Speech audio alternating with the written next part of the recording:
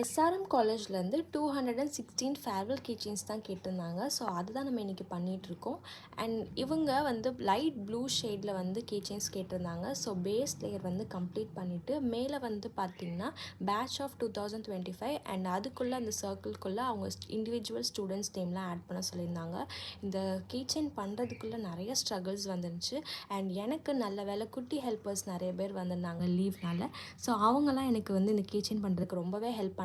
So என்னால் முடிஞ்சது இந்த குட்டியாக இந்த ஐஸ்கிரீம் மட்டும் அவங்களுக்கு வாங்கி கொடுத்துருந்தேன்.